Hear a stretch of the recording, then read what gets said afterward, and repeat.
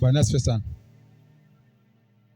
Jambo la kwanza ni ya kwamba Jumamosi iliyopita tulikuwa Butere na tulikuwa pale kwa sababu ya mkutano wa Executive Committee. Mkutano ule ulikuwa wa Light World Mission Church, na wakati tulihudhuria pale tulikuwa watu 14. Bwana asifiwe sana. Kuna mambo ambayo tuliongea pale ambayo nataka nieleze kanisa, ndio usitoka hapo nje akakupata ukasema ya kwamba hatukukwambia. Sisi mambo yetu tunaweka wazi. Bwana asifiwe sana. Bwana asifiwe sana. Jambo la kwanza, tulikubaliana ya kwamba tutakuwa na komiti 3 za kuendesha hii mission. Tutakuwa na committee executive na kutakuwa na komiti ambayo inaitwa General Committee. Alafu kutakuwa na komiti ingine ya overseers and pastors. Bwana asifiwe sana. Hizi ndio komiti ambazo zitaendesha mission. Hakuna komiti ingine, na usitengeneze yako, because ukitengeneza ingine kando na hizi unafaa kuwa hauko katika hii dunia. Bwana asifiwe sana. Ya pili, tulikuwa na agendas ambazo tuliongelea, tukasema ya kwamba komiti ya executive, hiyo ndio komiti ambayo ni final. Bwana asifiwe sana.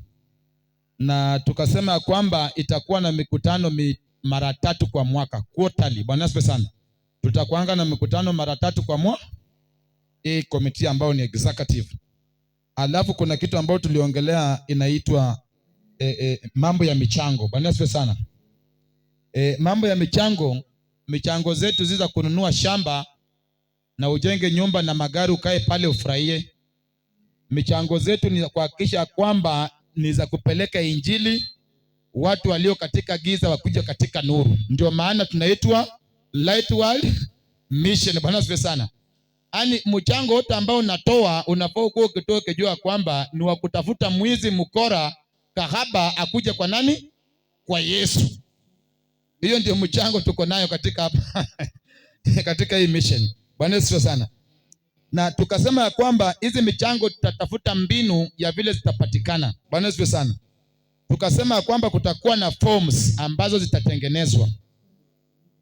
Alafu katika hizi forms kila mtu ambaye ni mwanachama ama mshirika wa mission hii Light World, Bwana asifiwe sana, atakuwa anahakisha kwamba anatoa shilingi 300 kwa mwaka. Hiyo nafaa kwamba umehakisha hiyo ni ya kusimama katika mambo ya mission. Unatoa shilingi 300 every believer. Bwana asifiwe sana. Unajua kwa vyama tunatoanga 1,000 kwa wiki, lakini ikifika tu kwa injili ndio siasa, hiyo hatutakuruhusu. Bwana asifiwe sana. Mtu ambaye anatoa 40,000 kwenda mahali alafu tunamwambia atoe 300 hapa, apingana akiwa ako nje. Si atokiwa ndani hapa ndio napingana. Pingania kwako, ama utafute mahali watu wakora kama wewe mkae chini alafu pingane huko. Bwana asifiwe sana. Yeah, because hatuko katika michezo kwa injili sahihi. Jambo lingine tukasema ya kwamba kutakuwa na kikundi cha wamama katika hii huduma, na wamama watapewa heshima. Bwana asifiwe sana. Katika mikutano zao wao ndio wataendesha kila kitu. Pia hata kutakuwa na vikundi vya vijana katika mikutano zao, wao ndio wataendesha kila kitu. Ndio naona hapa vijana wameshachukua ibada yao, kila Sunday wako na ibada, kwa sababu hao ndio watu ambao kesho watakuwa wahubiri. Hao ndio watu ambao watakuwa ili hii kanisa. Bwana asifiwe sana. So mahali ambapo vijana hawafundishwi, kanisa lolote ambao Sunday school haiko, toroka hapo mahali. Hapo ni hatari. Unaweza kuwa uliingia mahali bokaramu wako, lakini wakajificha na jina la kanisa. Kanisa lolote ambalo hawafundishi watoto ambao watakuwa wahubiri kesho, na kuambia hapo mahali chungana nao. Kwa sababu Mungu anasema fundisha mtoto njia ambayo inampasa, ndio kesho asianze kutusumbua hapa. Bwana asifiwe sana. Ndio maana tunafaa tuhakikisha kwamba Sunday school na youth au ndio front line wa hii huduma. Bwana asifiwe sana. Sisi tukiangalia kwamba wako serious ama ni michezo wanafanya. Bwana asifiwe sana. So pia wamama, hakuna mtu atawacha nyuma, hata wazee, kila mtu katika hii huduma atapewa nafasi ya kufanya kazi ya Mungu. Sasa usikuje ukajifunga ukasema mimi ni mzee, sasa nimezeeka, wacha nikae nyuma. Hapana, kaa tu nyuma, lakini ukiabudu, sio kukaa nyuma na michezo. Bwana asifiwe sana. Tukazungumza jambo lingine la kufuata sheria ambazo zimewekwa katika ministry. Sheria ikiwekwa, tafadhali fuata hiyo sheria, na ukitaka kuipinga, tafuta walioweka hiyo sheria, wewe mwenyewe kwa gharama yako. Nataka hivi una rekodi vitu, ndio sawa. Sheria ambayo inapitisha kwa ministry na unataka kuipinga, hatukatai, lakini tafuta waliokaa hapo. Kama walikuwa watu 14, shughulikia hao watu, ukae utafute mbinu, gharama yote vile utakaa nao chini, alafu uwaambie vile walikuwa wanatengeneza upumbavu, sasa uwalete kwa akili. Bwana asifiwe sana. So sheria ikipitishwa, ujue hivyo kupinga iko, lakini gharama ya kupinga iko juu ya. Sijui kama tumeelewana. Na sheria zote zitafuatwa. Bwana asifiwe sana. Kwa kila kiongozi aliye katika ministry atafuata sheria yoyote ambayo sheria hatujatunga ya kwamba itafavor bishop ama itafavor cardinal ama overseer. Hapana, sheria hii ni upanga unaokata. So inapokuwa imetungwa, usijifanye kasema mimi ni overseer nipitia juu. Hapa kila mtu anafuata hiyo sheria, haipunguzwi na haiongezeki.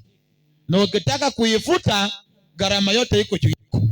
Utafute watu 14 ambao wamekaa chini, wametoka parts zingine za dunia, wamekuja hapo wakapitisha hiyo sheria.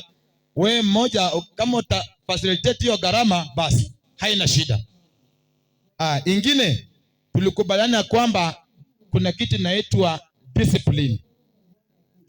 Discipline ya kwanza ambayo tulikubaliana ni kukubaliana na time ambayo imewekwa kwa ibada, mahali ambapo tunaenda kuabudu. Tukisema ibada inaanza saa 2 ni saa 2, ikiisha saa 8 ni saa 8. Wewe kuja saa 9, shauri yako. Bwana asifiwe sana.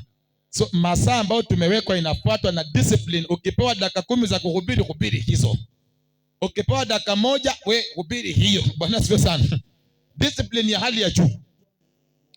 Tukakubaliana kwamba mambo yote ambayo tuliongea, utakatifu ndio utakuwa steering. Kwa Kiswahili sijajua. Steering ni kitu ambayo inatuelekeza. Bwana asifiwe sana. Kitu ambayo inatuelekeza ndio steering, utakatifu. Tulikubaliana pale katika huo mkutano, na tukasema ya kwamba nataka tuelewane hapa. Kama mkutano ni wa vijana na wewe haujaitwa kwa huyo mkutano, haujasema leo tunataka pastor hapo, tunataka overseer hapo, usijiingize kwa huo mkutano. Mkutano kama ni wa mama, ni wa mama. Ukitaka kuingia ndani mpaka ukuwe umealikwa. Sio usisema kwamba mimi ni pastor, umeona mama amekaa alafu unaingia kwa mkutano unakaa ndani. Utakamatwa kwa jela, hautaenda because unaweza toa bond. Bwana asifiwe sana. Kuna mahali ambapo utapelekwa. So tulikubaliana kwamba mkutano wote ambao tunafanya, watu ambao wamehost hiyo mkutano ndio wanakuja. Kama ni vijana ni vijana. Ukiingia ndani kama mama mpaka ukuwe umepata authority ya kuingia kwa hiyo mkutano. Bwana asifiwe sana. Kama mkutano ni wa pastor, kama wewe ni bibi ya pastor, haujaitwa mkutano, wewe ni mtoto wa pastor, usikuje na unakaa hapo kando unasema baba yangu ni pastor na mkutano ni wa mapasta. Haleluya. Kitu kingine tulikubaliana kufuata kitu ambayo inaitwa protocol. Protocol ni ya kwamba tukitoka hapa tunaenda uinjilisti Namibia. Kanisa ambalo limetupeleka Namibia ni kanisa la Grace Power. Bwana asifiwe sana. Tukifika pale, hiyo ndio kanisa ambao tuko chini yake. Usifike Namibia ukapata kanisa lingine, ukatoka kwa hii kanisa ambayo imekufanya ukafika Namibia, alafu unasema ya kwamba hii Grace Power ilikuwa tu ni daraja la kunifikisha, nimevuka sasa, nimemaliza, Mungu aliwatumia tu kama kivukio. Hautafanya mahali tuko. Bwana asifiwe sana. Tunataka protocol. Tukitoka hapa tukienda mahali, fuata protocol ya hapo mahali. Usiende kuvunja protocol ambayo imewekwa. Mungu hawezi kutumia Grace Power kututoa hapa kutupeleka Namibia.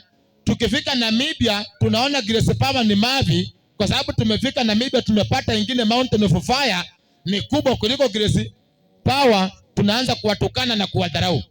mtu kama huyu hata kutembea naye. Bwana asifiwe sana. So kila mtu afuate protocol ambayo imewekwa.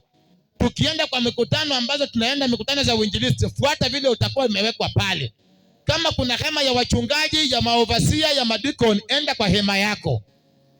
Mimi nikitoka hapa na mimi kama ovasia niingie katika hema ya maovasia, usinifuate. Usinifuate ukasema bwana tunakuanga na ovasia Nairobi na tunajuana. Hapana, ingia hema yako. Kaa pale, kia injili, rudi kwa nyumba. Bwana asifiwe sana. Jambo lingine tulikubaliana ya kwamba katika mikutano zetu kuna mkutano ambao ni wa executive ambao unaendesha mission, ambao bishop ndio kiongozi ambao alichaguliwa katika hiyo meeting, na bishop akona uhuru wa kuchagua mtu yeyote katika executive meeting ambayo ni watu 14 mwenye atatembea naye akienda mikutano zake, ama mwenye atataka ampatie mawaida kama akona jambo. Sio kila mtu atakuwa advisor wa bishop.